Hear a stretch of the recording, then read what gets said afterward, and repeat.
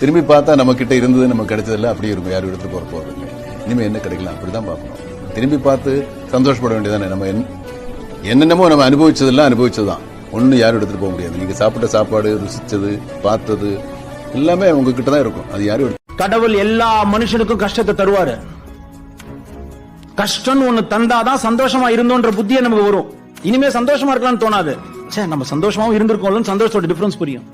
ஆனா அந்த கஷ்டத்தை ஃபேஸ் பண்ற சக்தி ஒரு சிலருக்கு தான் தருவாரு. அந்த கஷ்டத்தை ஃபேஸ் பண்ற சக்தி மட்டும் இல்ல, அதுல இருந்து மீண்டு வர சக்தி ஒரு சிலருக்கு தான் தருவாரு.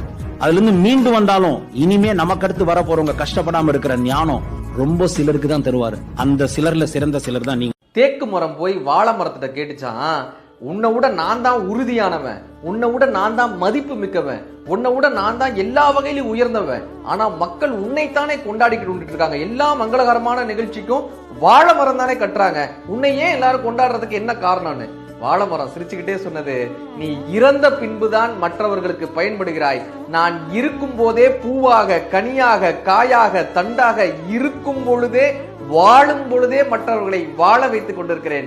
அதனால் இந்த உலகம் என்னை வாழ்த்தி கொண்டிருக்கிறது. எவன் ஒருவன் தான் வாழும் போதே பிறரை வாழ வைக்கிறானோ அவன் வாழையடி வாழையாக வாழ்த்தப்படுவான்னு வாழை